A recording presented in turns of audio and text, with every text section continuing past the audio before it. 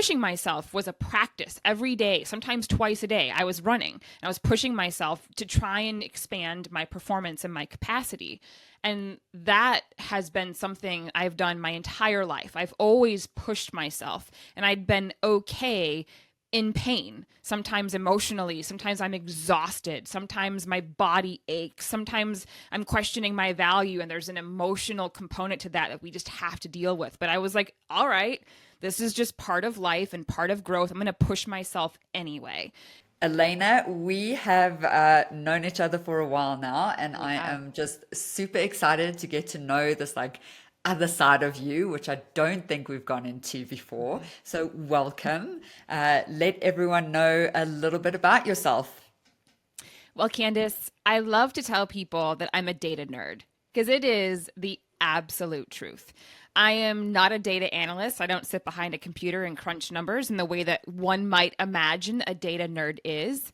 For me, being a data nerd is someone who understands the value of data and has literally integrated data driven thinking, data artifacts into my life as a way of life. And so my entire presence and purpose and mission is to help other people get over their overwhelm when it comes to data, because it is the most underutilized asset that we have in our lives, not just in our professional realm, but in our personal lives. And I know you're going to ask me questions soon about my past and my childhood. And let me tell you, I was a data nerd back then and I didn't know it. But I can look back and I can say, oh, yeah, I was into the data all the way back in high school. And so it's no surprise why I am where I am today. And so my elevator pitch, what do I do? As a data nerd, I help leaders make better use of their data. And that comes in all shapes and forms. As you can imagine, there's a lot of different challenges that people will experience at different stages of their career, whether they're internal professionals or owners of businesses. And so, regardless of what stage you're at, most of us know intuitively if we need help leveraging data and translating that into value and our greatest asset, but they're not necessarily sure what's the boulder I have to move out of the way in order to take that next step and make my data valuable. So that's what I do for people. Yes, and thank goodness you came into my life because that is not my strength, and it's great having you and yeah, joining all of your meetings and things like that. So yeah, awesome. All right, yes, and as you said, we are going to jump all the way back into a young you. It is, yeah, just the best parts to travel back in time and actually just reflect on, who you were back then, all your lessons learned. So, what was that first thing you ever did where you earned money? So my first money earning venture was working for a toy store. It was the coolest small business in the town that I went to high school at.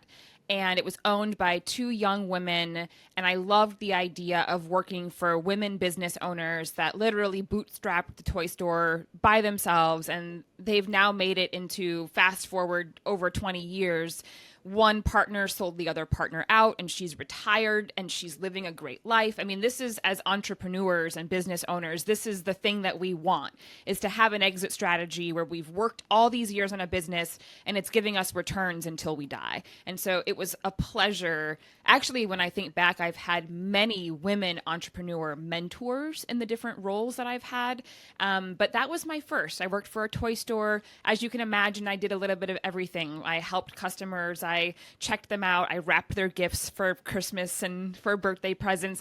My favorite part of the job was doing the window displays. So I got to change the window displays, and then I managed the inventory toward the end of my 3 years there. But it was a wonderful learning experience, and having that mentorship from those two female entrepreneurs who are still in my life to this day. Literally, I got a text from one of the co-owners and she's like, I'm coming to a toy, I don't know what you call it, where they sell toys, big toy event. And she's like, it's in San Antonio and I'm going to be in your neighborhood. Let's get together. And so it's just so wonderful to still have those relationships today.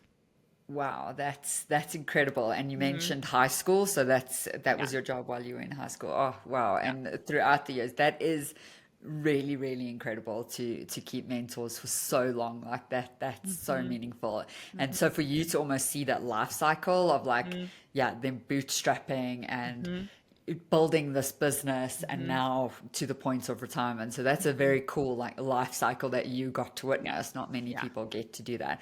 So what were some of the lessons they taught you early on that have sort of stuck with you that, yeah, I can see you smiling. So Yeah.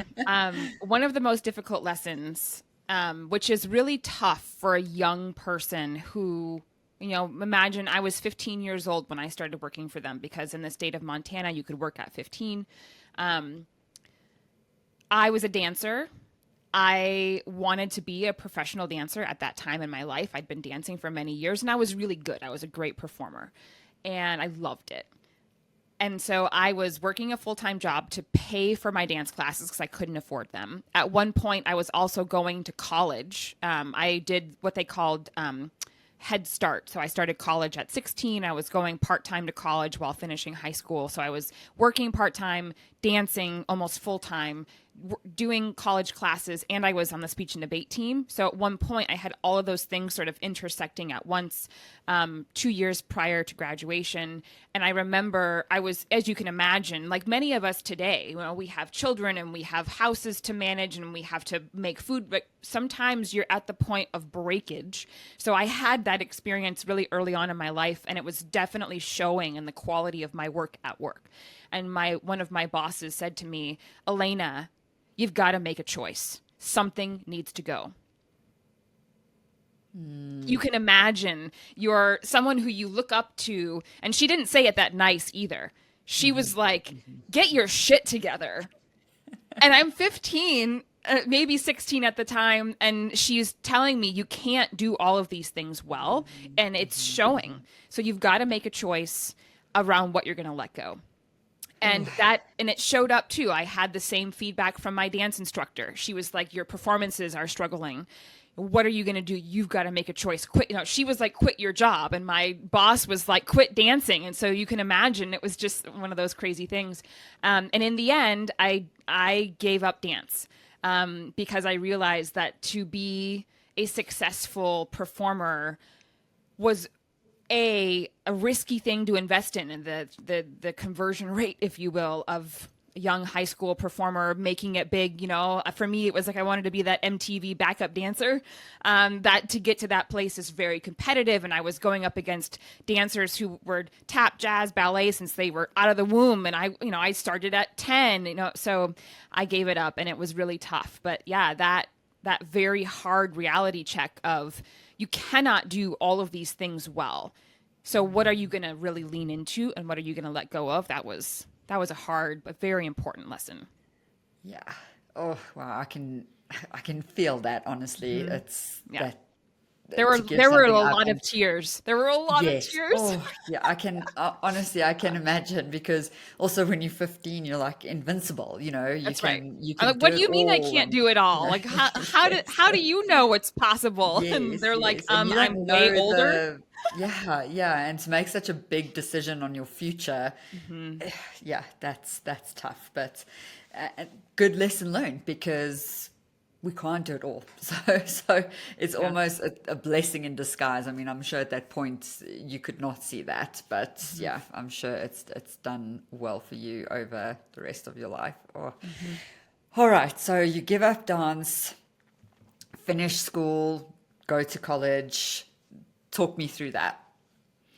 So I had college was my undergrad years. Wow, those were like the best. I still look back and I'm like, God, if I could just go back there for a moment and just have, the level of responsibility. It was actually really interesting. So my high school years, because I was working, so we didn't have a lot of money, and in order to do all the things I wanted to do, I needed a car. So I had to work to buy a car, and I got a car loan at 17 that was co-signed by my parents, and I was accountable for paying the car loan. I didn't have those stresses in college because I got a scholarship. So I was there on scholarship. Everything was paid for, the food, the lodging. I was in downtown Seattle for undergrad, so I could walk everywhere. I didn't need to worry about transit, or I took the public transit system, which was awesome. Coming from a small town in Montana, going to downtown Seattle was the most incredible experience for me. I loved it. I'm definitely not a rural person. I really like the urban life, and that was my introduction to that. But yeah, it was for the first time in my early adult years, I could just lean into being a student. It was a luxury. And I rode my bike everywhere, and I was working out all the time and just enjoying downtown Seattle. And so it was interesting for me then to get my first job out of college, because it was being back in that responsibility space again. And so my first job out of college, I had another wonderful female entrepreneur mentor. She bootstrapped this incredible business.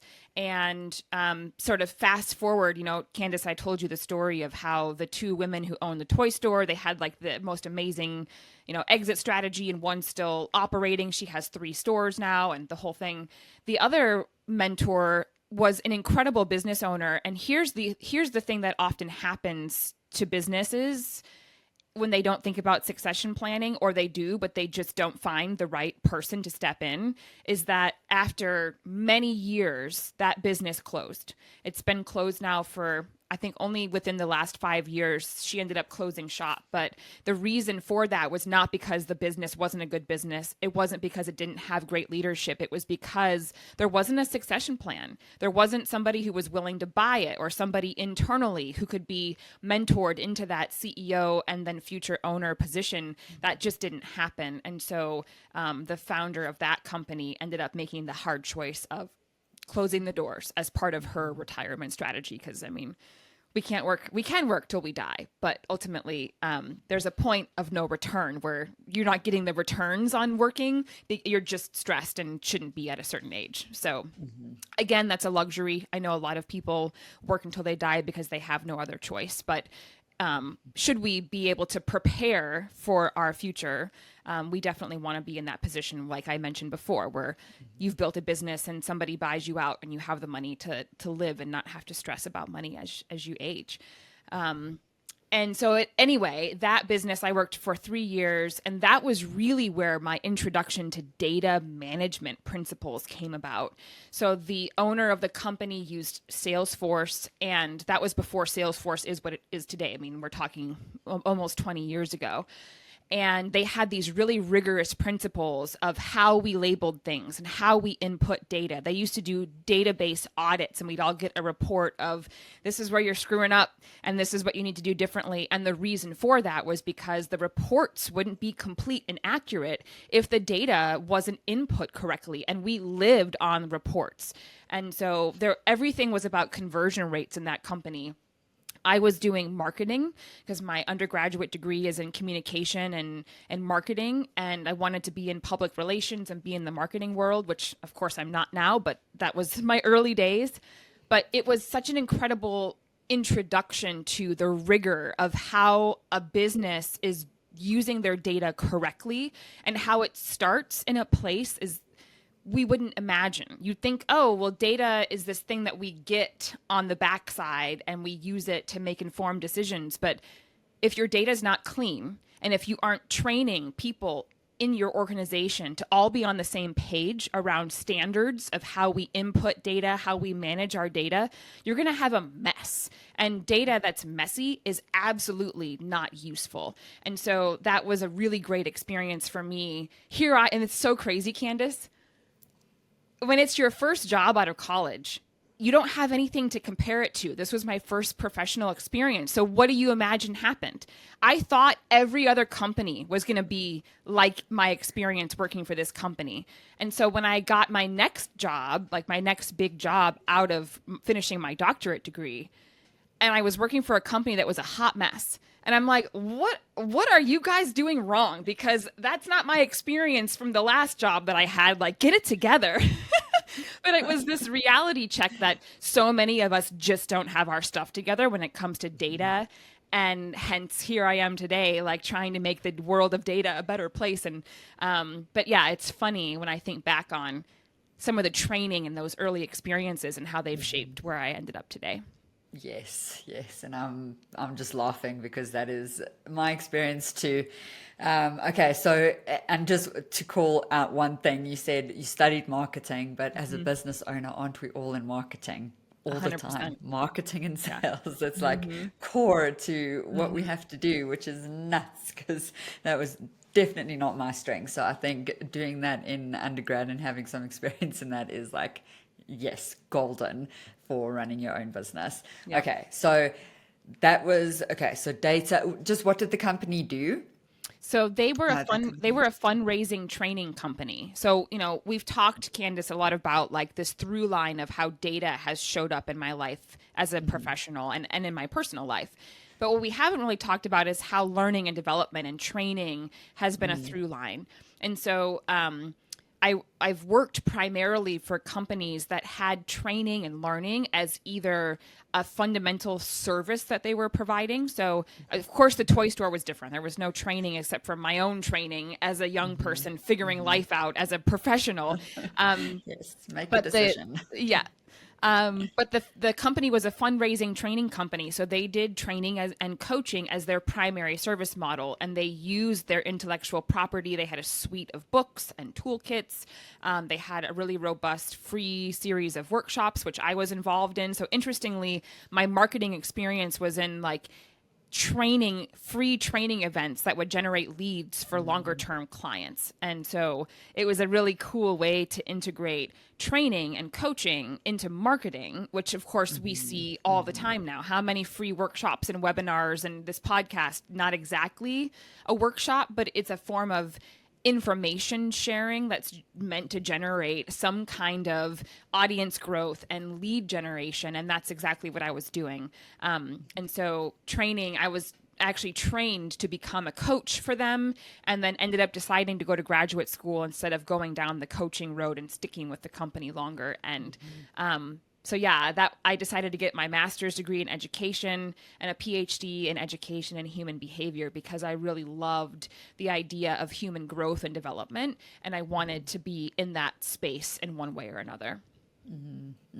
Awesome. Okay, so graduate school, how was that experience? Similar to undergrad or Yeah. much Yes different? and no. My master's program was similar to undergrad. So, like undergrad, I had a scholarship. In my master's program, I applied to be a graduate assistant. So, what that meant was that they would pay my tuition in exchange for me working for the university. So, I ended up being a graduate assistant, interestingly, doing events for them. So, because of my 3 years of event planning and marketing, that translated really well to what the university needed. So I was one of their event planners. I managed their big graduate events, and that was awesome experience for me. So I got to continue being professional, but also being able to get my master's.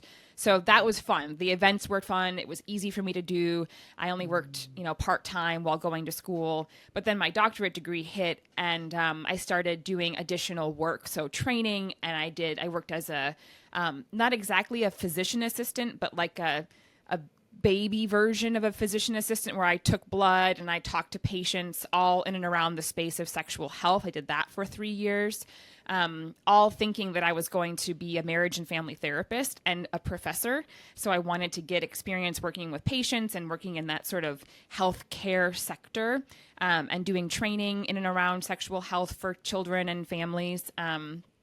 And loved all of that, but it was a real push. So my doctorate degree, doing my dissertation research, working multiple full part-time jobs in addition to the university, that was nuts. Another experience similar to high school where I was like barely holding it together. But I did. And, our capabilities always grow when we push ourselves, right? So I had this new experience of like what I was capable of because of that. Really glad when it was over. And my first job after getting my doctorate degree was another one of those moments of like taking a breather. I rode my bike to work. I just worked from 9 to 5. I didn't have any side hustles or side gigs or none of that. And it was lovely. But then I got bored and wanted to do something more challenging and moved on. But yeah, that 2.5 to 3 years after completing my doctorate degree was quite a joy. No children, no dogs. I don't think I even had a boyfriend seriously at the time. So I just got to ride my bike and play volleyball and like weed my garden and make my little house prettier. It was just lovely. So, yeah. Oh, yes, looking back, oh, the low responsibility Yeah. times. Yeah. Oh, yeah. I Such a really think treat. hard about those when Yeah, things are yeah. tough. Yeah. So, And did you know it at the time? Like, did you know that? mm-mm. No, yeah. Nope. Hindsight. Yeah. It wasn't. Okay, so Yeah. now where are we up to in your life? Like late 20s or I'm so? in my late 20s, Okay. and I'm at the So, oh yeah. yeah, no I'm go. I'm I'm at the place where I know I want to invest in real estate, Okay. but I All right. hadn't yet. So another Yeah. layer of responsibility that I didn't quite have yet, but I was Yes. working on starting to build get my first property. So Okay. that was my late 20s, and all through today. Now, almost 10 years. I'll be 40 this year. I can't believe it. So it's been almost 11 years that I have been in the world of real estate investing, very intentionally. Um, Yes. so that was the transition. The real transition point was actually not about career moves as much in my late 20s, early 30s, as much as it was about investing in real estate and learning about rehabbing and mortgage rates and all of that stuff. Yeah. Okay. I know you have a lot to tell us there, but before we get there, during these 20s and, like messy figuring things out, you've been, in different fields and industries. Was there ever a low point when you were just thinking, what is all of this for? Like, where am I going? How am I going to figure this out? Is there an instance, a day, a moment in your life that stands out? I've had a few of those, Candace. Yes. But actually they didn't come until a little bit later. So fast forward, I'm in sort of my early to mid 30s, and now I'm a business owner. So I did my last job as an internal contributor, ended right before the pandemic. So 2019, I traveled quite a bit that year to try to figure out what's my next move. And then I decided to go into business for myself. And I'm like, okay, I have a lot of knowledge and expertise that I think could be used by somebody. Let me figure out how I can translate my expertise and experience into something somebody would buy. And so there's been multiple iterations of services that I've provided as a business owner. But during that time, I was working with a few different clients and I was doing well. I mean, by my own standards, I was doing stuff that I really enjoyed. I got to choose the projects I worked on and I was bringing money in and it was exciting. And it was all for me. As internal employees, what we build is for the benefit of some other organization. So it was really nice to build something that was also benefiting me directly as the main investor in my own business. But I had a few clients who I realized they really weren't paying me, which is my fault. But as a business owner, it's difficult. It's not like I can go and look at what salary somebody's making in the same way that a certain role you can compare. There's data out there that helps you understand how to charge or how to negotiate salary for the work that you're doing. But as a business owner, that's kind of like hush hush. And there's such a wide range. Like certain people will charge half of what I was charging, and then other people will charge 3 times what I was charging. And I'm like, I don't know how to figure that out. And so at one point I was chatting with someone on our team of contractors for one of my clients, and I found out what he was charging for what he was doing, and it almost made me cry right then and there on the call with him, because I realized that he was charging 3 times what I was charging for, and the service I was providing was directly related to the products that were being sold by my client, where the other thing was more just a marketing tool. And then I had simultaneously another client who was wanting to invite me as an equity partner. And he said, I think what we're doing here, we have a great long-term potential, and we did work really well together, and I believed in what he was doing.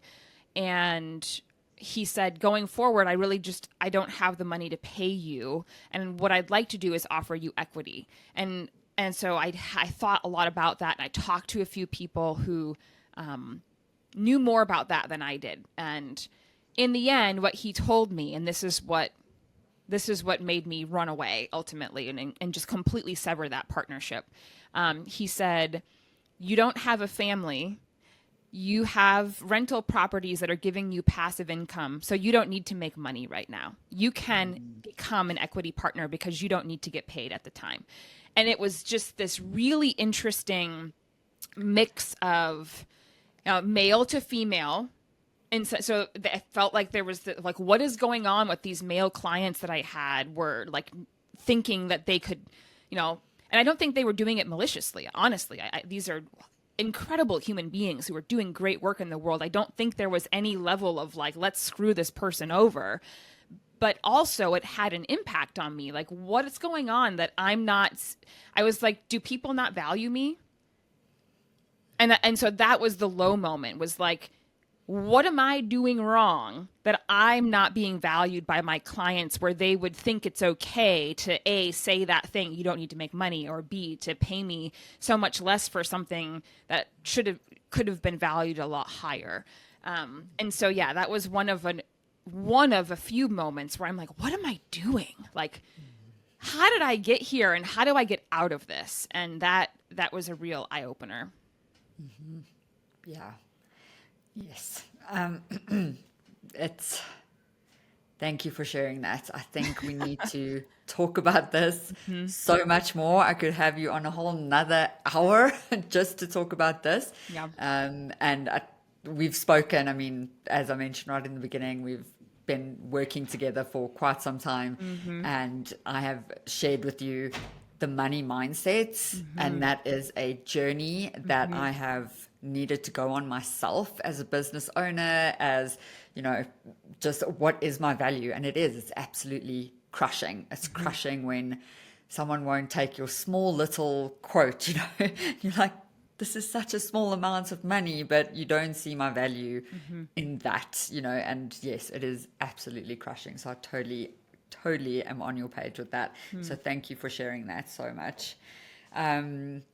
So how did you get through that? Like you said, you ran away, and actually you've mentioned it a few times just in passing, but because I know you take breaks to think, like you take weeks off to think, and you said it in passing, you went traveling just to think of my next move. So tell me about that, like your thinking process. It's just so awesome. I love it. So you've got to share.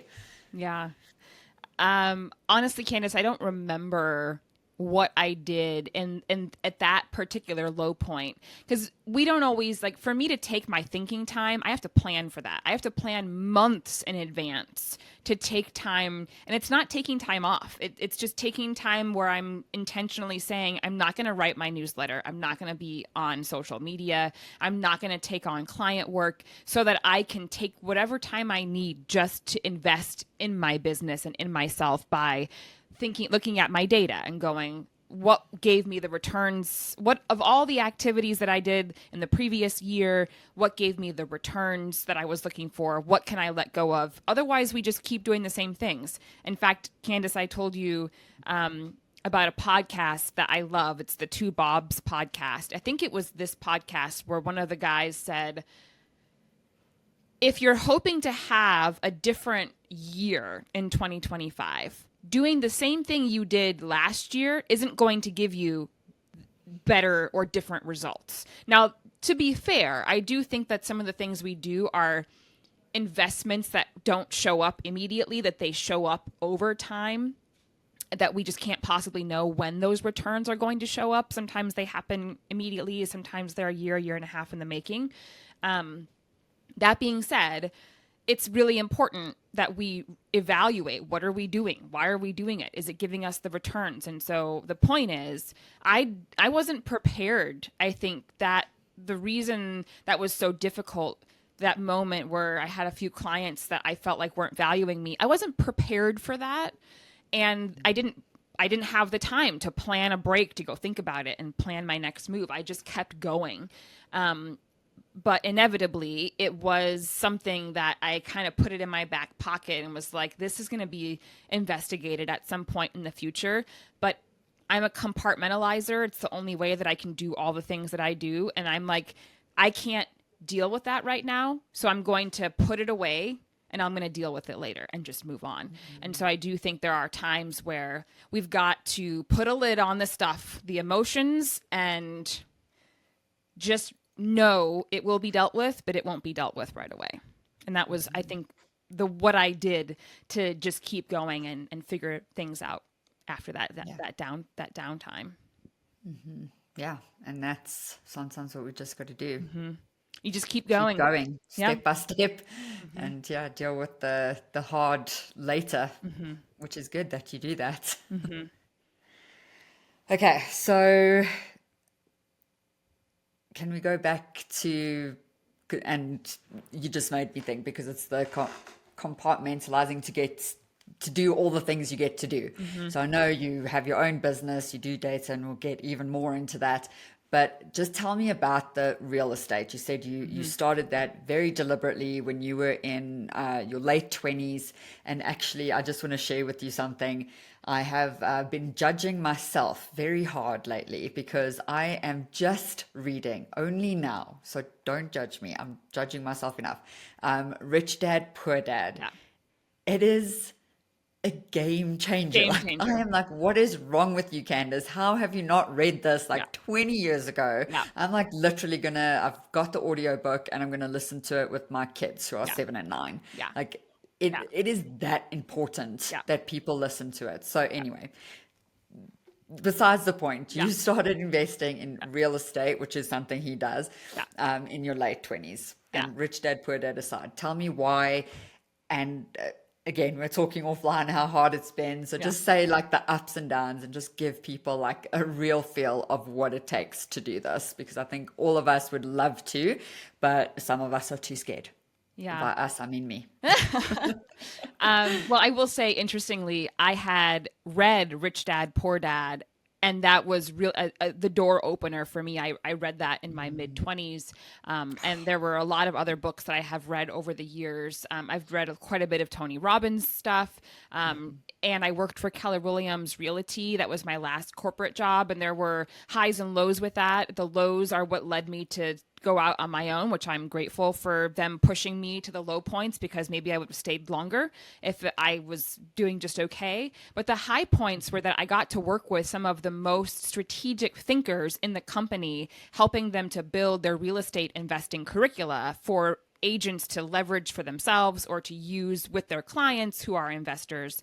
So I was reading all kinds of books written from the Keller Williams intellectual property, and I had to know those books like the back of my hand in order to be able to build a curriculum that was even relevant.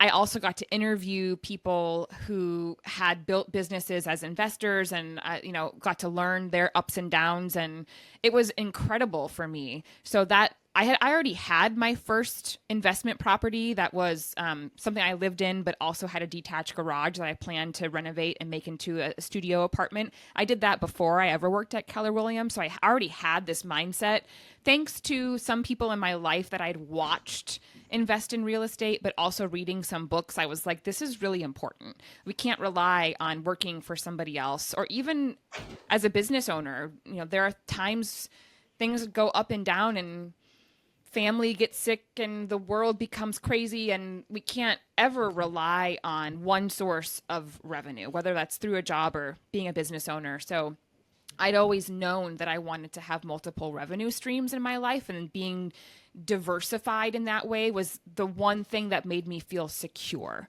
And so that I started early on. And yeah, if you're interested in that, I would say read Rich Dad, Poor Dad. I would also recommend that you read the Gary Keller Millionaire Real Estate Investor book. It gives you a lot of playbooks and strategies and tactics around real estate investing, and like how to pick the right area to invest in, and thinking through the consequences of that. And ultimately, investing is a combination of what's your risk tolerance, what's your experience, what are you willing to do and not willing to do, and picking the right investment that meets that criteria. What I chose to do isn't going to work for you, Candice. It's not going to work for listeners. It's really going to be unique to you and your circumstances. Also, when I started investing in real estate and still today, I don't have a family. I'm not accountable for children. I don't have aging parents that need me as their primary caregiver. I had a really ripe opportunity where I had more free time than I will ever have in my future. And so I really took advantage of that, knowing that without those other responsibilities, I could do a lot more of the work rehabbing houses versus having to leverage money to get that rehab done. So I got a lot better returns in that way than someone who has to pay to invest and rehab and pay a property manager. If you aren't planning on being involved, you're probably not going to get the greatest returns, especially in the beginning of that. You want to use your time to get you greater returns. If you don't have time, then maybe investing in real estate should be done passively through they call it a REIT, I believe. And you invest in this suite of hotels with 10 other people and you just get a paycheck every month. It's not going to be as high of a return as if you did everything yourself, but it's still a safe investment. So anyway, there's a lot you can read. I highly recommend, if this is of interest, that you go to Bigger Pockets. Bigger Pockets was a great source of information and ideas and inspiration for me as I was getting into the world of real estate investing. So any questions you have about different types of mortgages, different investing strategies, and anything in between, you can find your answers on Bigger Pockets. I'm not an affiliate. They were an incredible source of support for me, and I think they would for anybody else who's interested. Fascinating. I absolutely love that. So anyone listening that has little responsibility, time, start doing it, because yes, I am 40, I'm actually 41, and all the responsibilities. Yeah. So yes, I would not have the time to do this stuff, but yeah, I'm super interested. So thank you. Great advice. Okay. Now let's go from, we went off on a bit of a tangent, as we always do. That's the fun part, right? Yes, exactly. Okay, so let's go back. You were in the real estate company, you left there 2019 and you started your own thing, and you said, and thank you, like all the iterations, because that is just such real life on running a business. You never have like, this is my one great idea and run with it. I mean, that's not my experience anyway. So tell us about running your own business, getting clients, getting yourself out there, just, dig into some of the stories of having your own thing. Well, I will say, building a business is not for the faint of heart. And it's a real investment of time and energy. And I have had multiple iterations, and I'm just now, after over 5 years of being a business owner, I now feel like I figured out where my place in the world is. That perfect place where all of the expertise and the experience I've had, along with what are people willing to pay for, that also helps to solve a problem that is an important problem that needs to be solved. I finally feel like I figured that part out. But Candice, I'm still figuring out my business model and my conversion rates. And I also think as economies change and new technologies emerge and new things are happening, our business models will have to evolve in how we do what we do. The other thing I'm thinking a lot about, which you mentioned before, is scalability. So a lot of us that go into business, we start as one person. And that's great. You've got expertise, you've got passion, you've got a unique skill set, and somebody will buy what it is that you can sell. That's awesome. But as we grow in business, it's an important consideration, which is how are you going to scale and sustain what you're doing? Are you going to be a solopreneur for the rest of the time? Are you going to build an agency model? Like, what are you going to do to scale? Because like you said, Candice, you're at max capacity for what you can do. in your consulting work, and that's great. That's a milestone. That's definitely a measure of success. But that plateaus, and there's only so much money you can make if it's just you. And then the question becomes, do you hire people? Do you hire full time? Do you hire contractors? Do you leverage AI? What are you going to do to scale? And so I've been thinking a lot about that, knowing that I also want to have a life. I don't want to be somebody that is working insane hours, which I'm working insane hours right now, doing all of the things in my life. That's not sustainable, and it's not the goal. I'm not a workaholic. I went into business so that I could have more free time. But to go from starting a business that is scaled at a certain way that gives you the free time, some people never reach that because they're not thinking about that as they're continuing to build. So I'm being very thoughtful in that way of, I want to do great work. I also want to help other people who I know are doing great work, and I believe in partnerships. So I've really leaned into partnerships. What's my niche? What's the thing that I can do better than anybody else that I can charge a lot of money for? And where are the other ways that I can bring in money, because not everybody can afford what I do? And so how do I then supplement and diversify within my business venture? And so that's the piece that I've really been figuring out over the 5 years. And I'm at a place now where I think I have a great plan, and I'm going to go execute that. But I'm going to be iterating all the time, looking at my data and looking at what's working and what's not, to get to a place where I can eventually have a system that just runs, that I don't have to think about, because the iteration takes time and energy. And if I want to have more free time, I ultimately have to build a system that could eventually run itself. And that's my goal, where I could hire someone to replace me, or even better, I could completely step out and still have the system running. And that's what I'm thinking about. And it's not going to happen overnight, but it is something that I'm intentionally building towards. Yeah. Yeah. And I think you just touched on a few points. Deliberately doing that, and, just being intentional about your long-term plan. I think that is so important. Because, my first business was just consulting. I was going to be a solopreneur. That was it, and again, I reached my capacity, but with zero plan or even thought about what else I could do. And then, so that's the one point. The other point that I want to draw out is there are seasons. And so, and I'm not going to answer this, I'm going to ask you. So ignore me, forget I said that. What is one thing that people are not talking enough about? And it's not necessarily running your own business, because not everyone listening will be running their own business. Many people will be in a corporate career. So what is something that people are not talking enough about when it comes to building a career, building this life that you want? Candice, there's not one answer to that, to be perfectly honest. That's true. For this listening audience, I'm trying to think of what's the most important thing for me to share, because there's so much I could say. And knowing well enough that more than likely your listeners aren't business owners, and maybe they never aspire to be business owners. So I don't think anything in that space, while maybe interesting, isn't going to be valuable.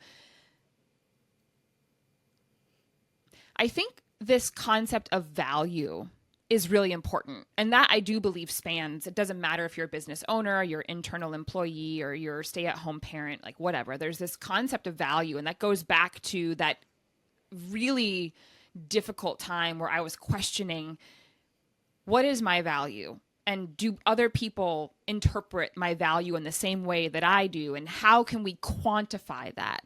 And so this concept of value, it shows up a lot in my work around measuring the outcomes of learning. Like, we ultimately want to put some kind of quantifiable value on the work that we do. And everybody, doesn't matter if you're in learning or you're in product or you're in customer service, there is a value to what we do, whether we're exchanging our time for money or we're investing in something like a real estate project or a business or something else entirely. There's a value associated with the time and energy that we put into things. And I think one thing we don't talk about enough is taking the time to reflect on, am I getting the returns? Like, is what I'm doing of value for me and my life? There's obviously a value consideration for, is the work that you do of value for the business that you work for your boss? But also, what about me? Is the work that I'm doing and what I'm doing with my time and energy, is it valuable for me? And that, as a critical question, will shape the future of your career. For some people, there's a time in their life where they have small children and they just need a predictable paycheck to come in because they just want to be available and they want to give their energy to their kids. And so they stay in a job where maybe it's not giving them any value but a steady paycheck. There's trade-offs to everything, but being really honest with yourself about what's the value that I'm getting in return for what I'm spending my time on, and am I getting the value that I want and deserve and need, or am I not?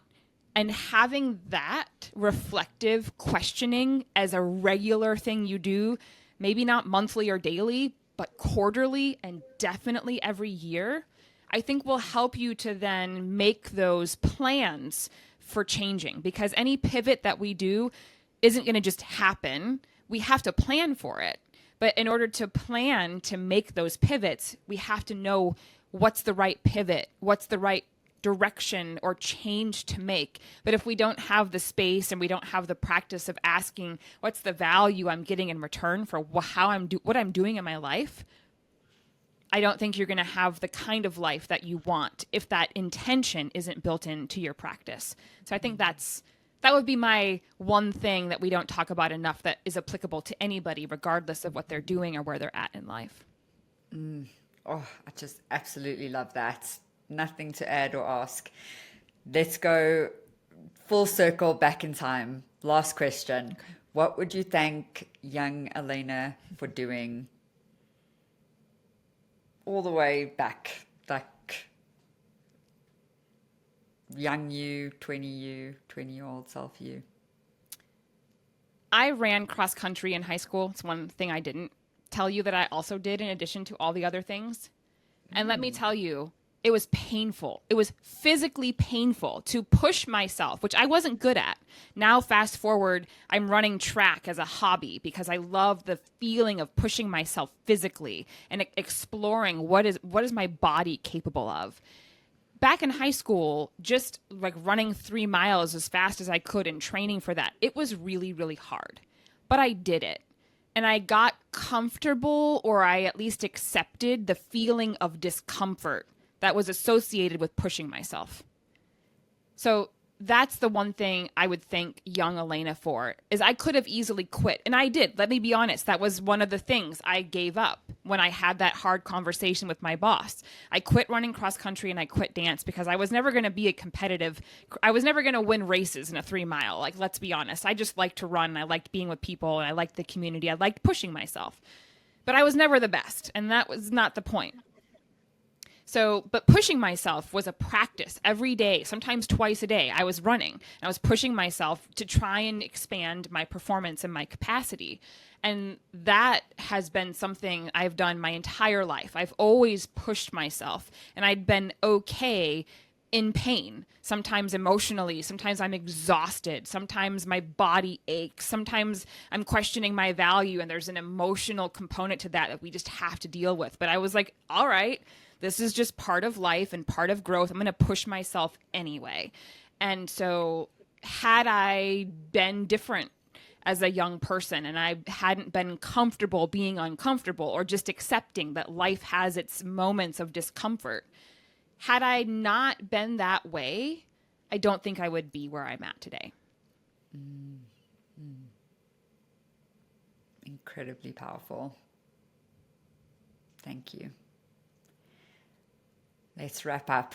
This has been a wonderful conversation, and yeah, as always, we can talk on. But tell people how they can work with you, the services you offer, and all of that good stuff. Thank you, Candice. I've really enjoyed this conversation as well. How can you work with me? You can find me at dralaina.com. As I mentioned before, I work with leaders who want to make better use of their data. So if you recognize that you don't have the right data, you don't have enough data, you have no data at all, or even worse, actually, yet, you have a ton of data, but you're not leveraging that as the incredible asset that it is, call me. I can help. Fantastic. That is awesome. And of course, all your links will be in the description and people can easily get hold of you. So, once again, thank you. This has been incredible. You're very welcome.